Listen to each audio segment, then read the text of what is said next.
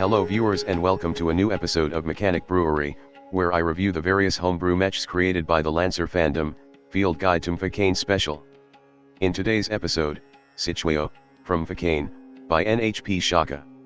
Cetshwayo Campand was the king of the Zulu kingdom from 1873 to 1879, and was also present during the Anglo-Zulu War, which is a bit complicated, but basically some guy named Henry Howard Molyneux Herbert, 4th Earl of Carnarvon or Lord Carnarvon, decided that confederating South Africa for a lot of money was a very good idea, even though everyone told him this was a bad fucking idea. One obstacle in the way of the confederation is of course, the Zulu kingdom.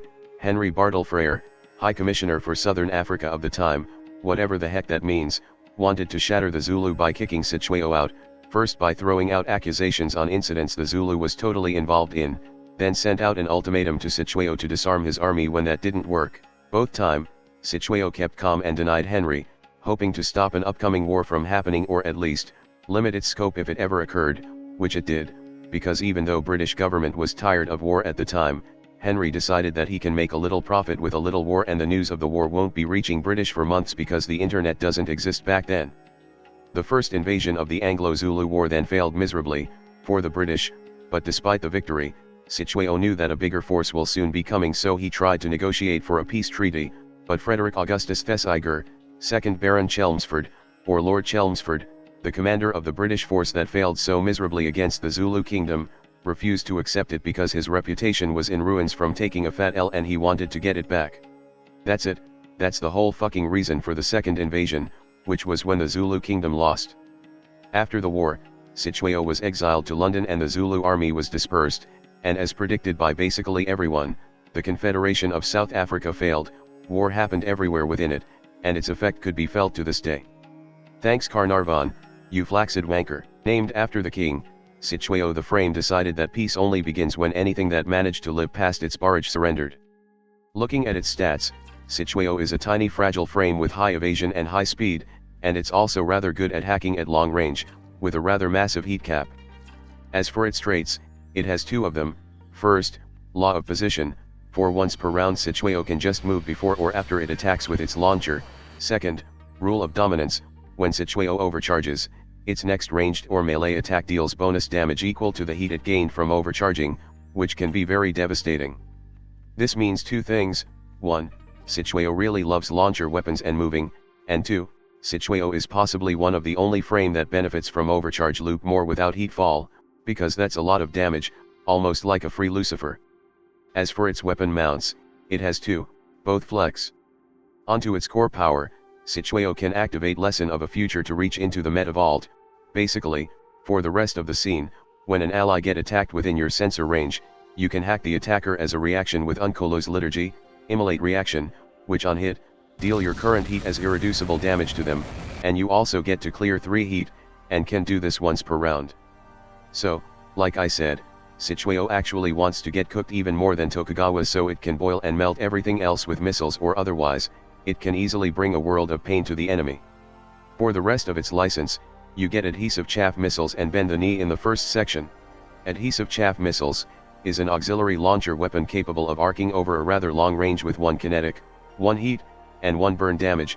On top of that, anyone that gets shot by it will have a hard time hacking anything for a turn at least. Only problem is that this weapon costs 2 heat to fire, so I don't recommend you fire a ton of these in quick succession. Bend the Knee is an invade systems with 2 options: first, to yield, clear 3 heat for you, and until the end of the target's turn, both you and the target cannot perform any reaction. Second, to submit, until the start of your next turn, every time your target makes an attack roll against you and your allies, they take 1 heat and you clear 1 heat. This is a very interesting invade systems that also double as a heat clearing systems, and it makes your target think twice in doing anything. Very useful. Aside from Cetshwayo frame itself, you get Inkemba launcher and Umkhonto in the second section. Inkemba launcher is a main launcher weapon with decent range and damage that shoots what is essentially a blade that makes your attack more accurate against the target until the end of your next turn. Basically you want to shoot this thing first so your attack has a higher hit chance, but this thing does cost 1 SP, so bear that in mind. Umkhonto is another main launcher weapon. Yes, Cetshwayo has a lot of launcher weapons, it's a part of its traits after all. This one is rather unique, because it works like auto gun, but instead of firing as a free action, you have to fire it as a protocol, meaning you must fire it first in a turn, so you can't reposition for a better shot or just do anything at all. However, this weapon has AP, so that 3 damage will always hurt something. In the final section, you get Release the Bull and Assegai of the King. Release the Bull makes your launcher even better, as on activation as a protocol, this systems give all launcher weapons you have with AP and Seeking Tag, as well as 3 reliable damage for just 1 turn. That sounds amazing, but you also take 3 heat for each weapon fired this way, so get ready to get cooked. Finally, Assegai of the King is a weapon mod that's very interesting, because when you attack with the weapon this mod applied to, you can spend a charge to consider the weapon as a launcher weapon, also gain overkill, and on hit, the target also takes heat generated by the overkill tag and the weapon self-heat tag. Do you want your enemy to get cooked? Well, this thing does that very well, but it will cook you too. As a conclusion, Cetshwayo is a tiny yet very lethal missile packing mech that's probably just as dangerous to its own pilot from playing around with high heat and high risk for really high damage. There's plenty of launcher weapons and systems that plays around with heat in its license, something Monarch might be looking forward to. If you are looking for a tiny artillery frame that wants to be filled with heat and more missiles than God, Cetshwayo might be what you are looking for. Anyway, that's all for now, and I will see you all next time. Hello there, if you like this video, please subscribe to my channel and click that notification bell button. If you really want to support my channel, you could visit my Patreon page, or buy me some coffee, links in the description. Anyway, have a nice day.